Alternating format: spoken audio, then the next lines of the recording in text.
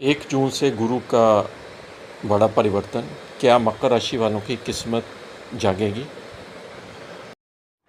नमस्कार मित्रों, मैं अनिल कुमार सेठ, astrology, vastu and numerology expert.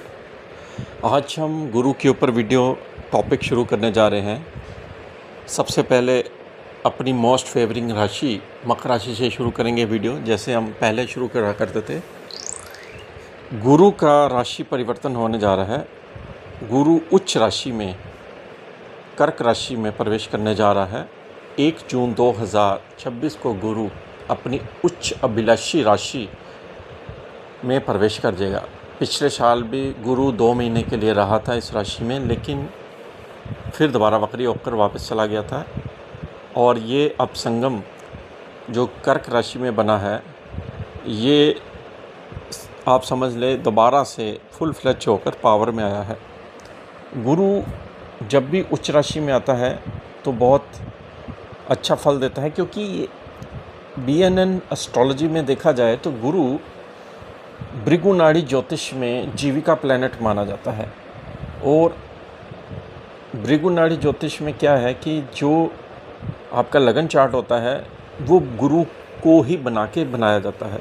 उसी से देखा जाता है कि आपकी नेचर कैसी है, स्वभाव कैसा है, वो किस त्रिकोण में बैठा हुआ है, उसके त्रिकोण में कौन से ग्रह कनेक्टेड है, उस हिसाब से आपकी जो जीवनी है वो डिसाइड होती है। वैदिक एस्ट्रोलॉजी में तो हम प्लेसमेंट देखते हैं हाउसेस की, और आपका जो लगन बनता है वो आपके सूर्य के ऊपर बनता है कि सूर्य उस समय कितने चरण में, कितने बजे, कौन से पूर्व में, कौन सी राशि में से निकल रहा था। तो ये वैदिक एस्ट्रोलॉजी में इसको लगन बनाया जाता है। हालांकि भृगुनाड़ी ज्योतिष, वैदिक, जैमिनी, KP एस्ट्रोलॉजी का आपस में लिंक करेंगे तो उसकी प्रेडिक्शन सेम आएगी। तो इसका मतलब होता है कि जातक की कुंडली बिल्कुल एक्यूरेट है। इसीलिए ज्योतिष में अलग अलग सब्जेक्ट पे पढ़ना बहुत ज़रूरी होता है प्रेडिक्शन निकालने के लिए। और प्रेडिक्शंस आपने देख ही लिया है कि 7 स्टेटों की प्रेडिक्शंस मैंने निकाली थी जो बिल्कुल सही रही है। कौन पार्टी जीतेगी, कौन CM बनेगा, और भी कई प्रेडिक्शनें आप मेरी पढ़ते रहते हैं। तो हमारी जो आज की राशि है मकर राशि के ऊपर है।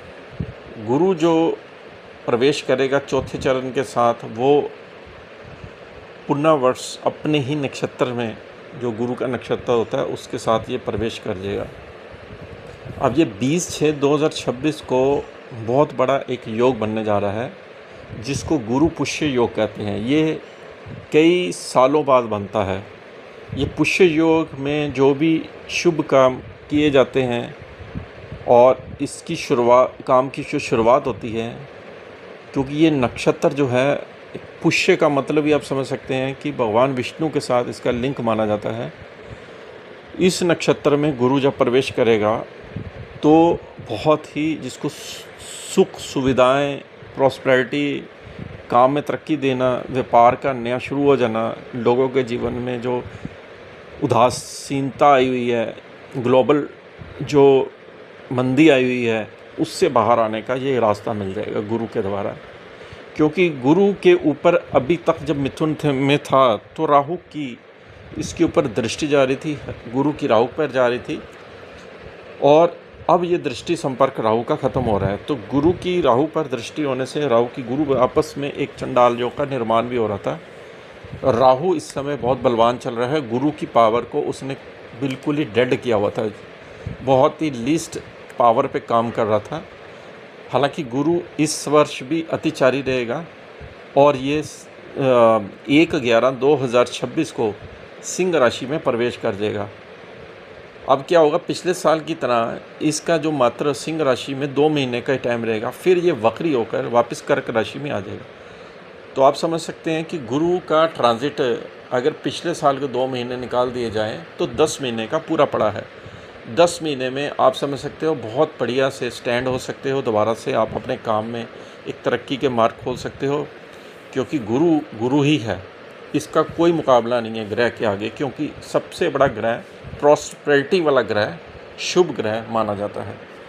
मकर राशि की बात करते हैं। गुरु आपका जो प्रवेश करेगा छठे घर से, जो कि अगर हम छठे विभाग की बात करें तो ये शत्रुओं को बढ़ा रहा था, जो आप काम करते थे उसमें बड़ा स्ट्रेस ला रहा था, काम में मेहनत ज़्यादा, तरक्की पैसा कम मिल रहा था, भाग दौड़ बढ़ी थी क्योंकि बाहर में घर में रहा, और खर्चे बहुत रहे आपके।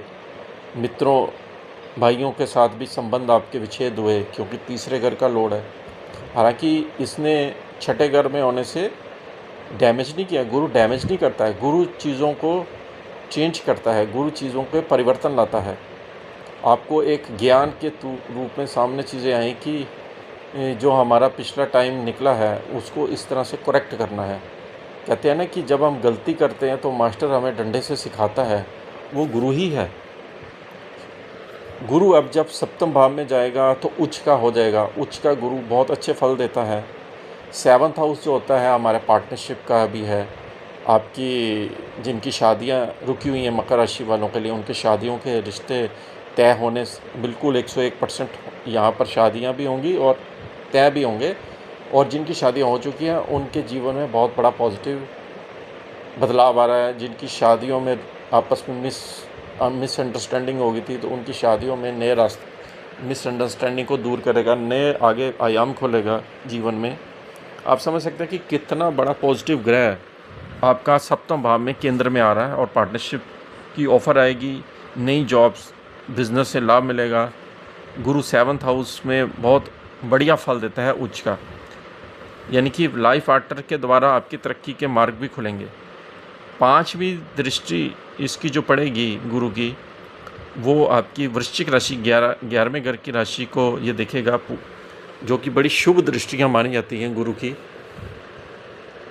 11वीं राशि यानी कि लाभ भाव की राशि, इच्छा पूर्ति की राशि। तो आपकी जो इच्छाएं हैं उसकी पूर्ति होने वाली है, क्योंकि मंगल की राशि को देखेगा तो 11वें घर को देखेगा, धन के मार्ग खोलेगा, पैसा आएगा जीवन में, काम से पैसा आप कमाओगे, व्यापार बढ़ेगा। 7वीं दृष्टि से आपकी राशि को देखेगा, वज़न बढ़ेगा आपका, पर्सनैलिटी में 4 चांद लगाएगा। लेकिन लिवर आपका थोड़ा सा फैटी हो सकता है। गुरु की एक ही जो माइनस पॉइंट है कि गुरु ओवर ईटिंग करा देता है और पेट अपसेट रहता है। ओवर ईटिंग से बचना है क्योंकि इसकी दृष्टि वहाँ पर नीच की हो जाती है। ओवर कॉन्फिडेंस नहीं होना है, ओवर ईगो नहीं होना है, क्योंकि जब भी आपके पॉजिटिविटी बहुत ज़्यादा इंक्रीज़ होगी तो आपको एक ईगो भी ये क्रिएट करेगा, उससे बचाव रखना है। तो आपको ऐसा लगने लगेगा कि अब तो मैं ही मैं हूँ, दुनिया तो बेकार है, मतलब दुनिया मेरे आगे झुक जाए। ऐसा नहीं करना है, झुक के आपको जीवन में जीना है। कहते हैं झुके वाले को फल लगता है। अगर आपको मेरी वीडियो अच्छी लगे तो चैनल को सब्सक्राइब करें और शेयर भी करें, क्योंकि मैं बहुत सारी चीज़ें नई नई सीख रहा हूँ। आपने देखा होगा कि मैं कुछ AI टेक्नोलॉजी से भी वीडियो सीख रहा हूँ साथ साथ, उसका भी आपने देखा होगा शॉर्ट वीडियो मेरी।